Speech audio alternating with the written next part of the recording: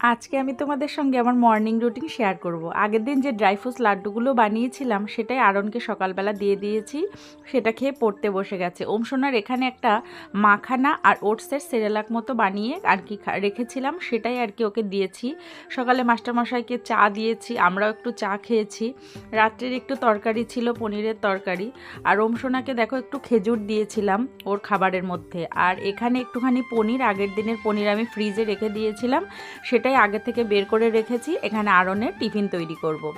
সকালের কর্মব্যস্ত জীবন শুরু হয়ে গেছে। উঠেছি 4টের একটু পর পর, ওমসোনাও তখন উঠে গেছিল। তারপরে এরপরে ও আরেকবার ঘুমিয়ে পড়ে। সেই সময়ে আমি বাকি কাজগুলো করে নিই। আর সকালবেলা এতটা ঝড় চলে, মাঝে মাঝে আমার মনে হয় কি যারা বাড়িতে থাকে তারা হয়তো একটু রিল্যাক্সে কাজ করতে পারে, কিন্তু আমি যেদিন বাড়িতে থাকি সেদিন সত্যি কথা বলতে আমারও সেই স্নান করতে করতে 3টে 4টে বেজে যায় আর কি। সেই জন্য ভাবি যে যারা মায়েরা তাদের কিন্তু কর্মব্যস্তই জীবন। এখানে দেখো পনিরটা আমি একটু মাখিয়ে আর কি চটকে নরম করে নিয়েছি। আর এখানে আটার মধ্যে আগে থেকে একটু তেল আর একটু চিনি লবণ দিয়ে আমি ভালো করে ময়াম দিয়ে তারপরে আটাটাকে নরম করে মেখে নিয়েছি। আর এর মধ্যে পনিরের যে পনিরটা তার মধ্যে একটুখানি আমি মিষ্টি দিয়ে আর কি নিয়েছিলাম। তোমরা যদি মনে করো ওখানে একটু চিনিও দিতে পারো, একটু মিষ্টি মিষ্টি লাগবে। তো সেটাকেই এখন পরোটার মতো করে ভেজে নেব। দুর্দান্ত খেতে হয়, আরন ভীষণ পছন্দ করেছিল। কারণ স্কুলে যাওয়ার সময় ওদের একটাই খুশি থাকে যে আজকে মা নিত্য নতুন কী টিফিন দেবে।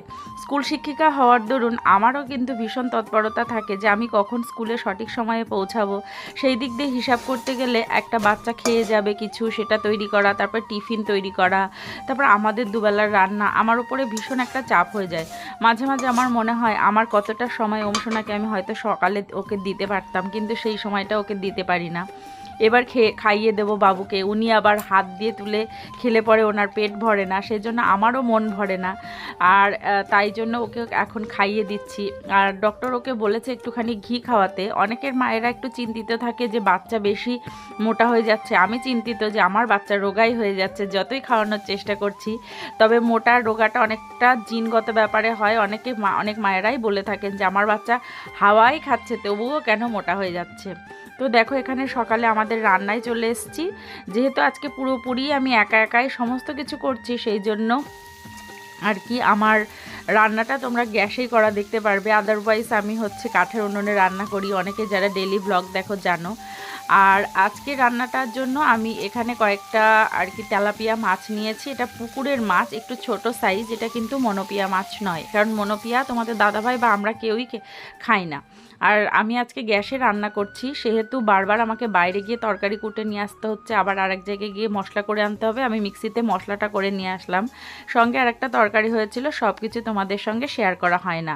সেই যে সকাল থেকে পুরো একদম এই স্কুলে যাওয়া পর্যন্ত বা অল ডে একটা টাইমও আমি ফ্রি টাইম কাটাই না যে যেই সময়টা ভিডিও না করলেও চলে, কিন্তু এই পুরোটা সময় তো তোমাদের সঙ্গে শেয়ার করা যায় না বলো।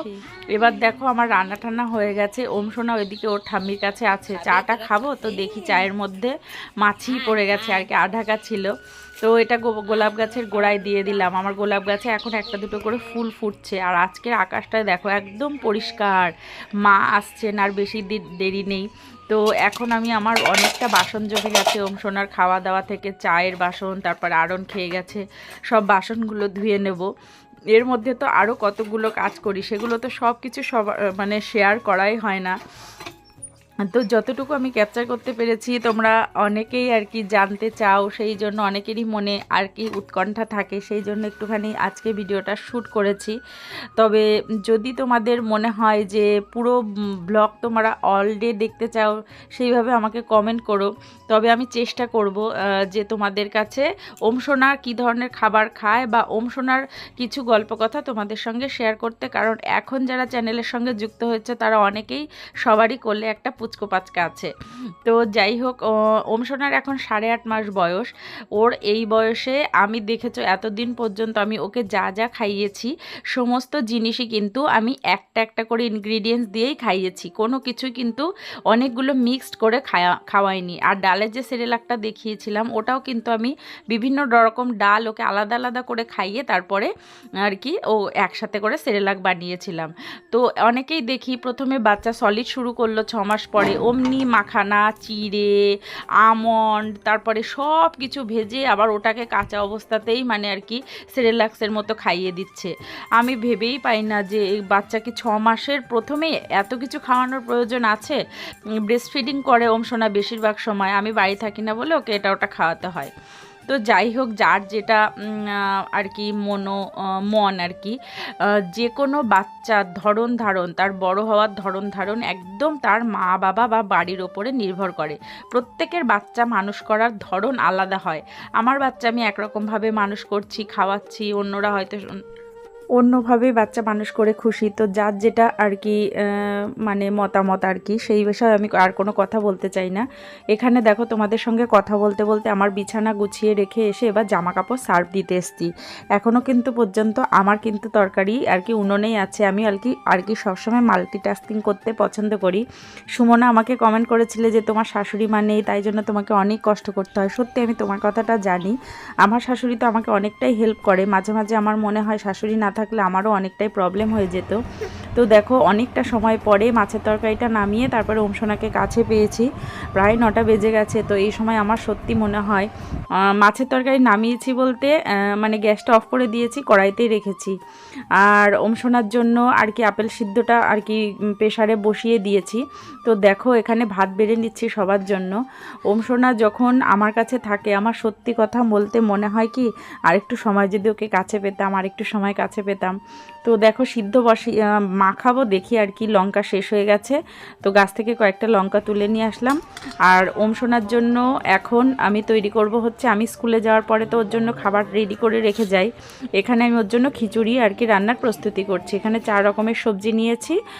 আর এখানে দেখো সরি আমি তখন আর কি আপেল বলে ফেলেছিলাম। আমি তখন নাশপাতি সিদ্ধ আর কি বসানো ছিল। তো ওমসোনার জন্য আমি এখন ঘি ইউজ করছি মোটামুটি। এই বেশ কিছুদিন হলো, আগে সিদ্ধই করে দিতাম, এখন একটুখানি ঘি দিই। কিন্তু একদিন ফোড়ন দিয়েছিলাম জিরে, ওর বাবা বলছে ওটা খাওয়ানোর সময় কেমন গালে ঠালে বেঁধে যায়, অসুবিধা, থাক ফোড়ন দিও না, শুধু নর্মালি করে দাও। তো নর্মালি করে সামান্য একটু লবণ দিয়েছি। যদিও 1 বছরের আগে বাচ্চাদের লবণ দেওয়া না আর কি নিষেধ, তবুও আমি ওকে লবণটা দিচ্ছি। আর এখানে রীতাদিকে দিয়ে দিলাম ভাত। আর এখানে ওমসোনা ওর বাবার সঙ্গে বসে আছে, ঘুম থেকে উঠে গেছে। তো এখন আমি ওমসোনাকে আর কি খাইয়ে দেব একটা সলিড খাবার আর কি, সেমি সলিড খাইয়ে রেখে তারপরে আমি স্নান টান করে তারপরে আর কি স্কুলে চলে যাই। তো দেখো এই সময়ের মধ্যে আমার কতটুকুই বা বিশ্রাম হলো। এই যতগুলো কাজ বললাম, এতগুলো কাজ মুখে বলতে গেলেও 15 মিনিট লেগে যাচ্ছে। আর ওমসোনা দেখেছো, এই দেখো এইভাবে যদি ওকে সিলিকনের স্পুন দিয়ে আর কি মুখের কাছে ধরি, খাবারটাও কিছুতেই খাবে না। তাই আমাকে বাধ্যতামূলক ওকে কিন্তু আর কি ঝিনুকে করে খাইয়ে দিতে হয়। খেতে চায় না, তবুও আমি আর কি চেষ্টা করি যে এইভাবে খাইয়ে দিতে। আর যদি এইভাবে তোমরা ঝিনুকে খাওয়াও তো আঙুলের ডগাটাকে প্রথমে বাচ্চার মুখের মধ্যে চালান করবে। আর এখন হিলোফাইতে আমাকে দেখাচ্ছে বাচ্চাকে আর কি লাল রঙের পোহা আর কি চিড়ে দেওয়ার জন্য। আর বাচ্চাকে যদি আমি বিচ্ছিন্নভাবে একে আমার থেকে আলাদা করি তাহলে ওরা নাকি আরও অনেকটা পরিবেশ আর কি পায়, অন্যরকম একটা দুনিয়া ওর নাকি তৈরি হয়। তো আমার বাচ্চা তো আমার থেকে প্রত্যেক দিন আলাদাই থাকে। তো যাই হোক, স্কুল থেকে ফেরার পরে আর কি আমি যে সমস্ত জামা কাপড়গুলো কেচে রেখে গেছিলাম সব শুকিয়ে গেছে, সেগুলো আর কি এখন ভাঁজ করে নিচ্ছি। এরপরে তো বিকালের কাজ চলতে থাকে। ওমসোনা বাড়ি এসে প্রথমে আমার আর কি ফিট করে একটু পটি করে, সেটা পরিষ্কার করা, বিছানায়ও কোনো দিন করে দেয়, বিছানার চাদর পরিষ্কার করা, সার্ফ দেওয়া, এই সমস্ত নানান কাজ চলতে থাকে। তারপরে ওমসোনাকে নিয়ে হয়তো কোনো দিন একটু রাস্তার দিকে যাই, হাঁটতে হাঁটতে প্রকৃতিটা ওকে দেখায়। আর দেখো এই দিন ডাক্তারের কাছে গেছিলাম, ডাক্তার আমাকে বলেছেন, মানে চেক আপে গেছিলাম, উনি বলেছেন আমাকে ফুল ডে বেল্ট করে থাকতে। যেহেতু আমার পেটটা এখনও কমেনি আর পুরো একদম ইউটেরাসটা ঠিকঠাক জায়গায় আছে, কিন্তু আমার বেল্ট না পরলে আমার পেটের আর কি মেদটা কমবে না। তো যাই হোক, টুকিটাকি বাড়ির কাজকর্ম এইভাবে চলতেই থাকবে। এরপরে তো নাইট রুটিন আছে, কোনো দিন বিকাল থেকে নাইট রুটিনটা তোমাদের সঙ্গে শেয়ার করব। আজকের ভিডিওটা তাহলে এখানেই শেষ করছি।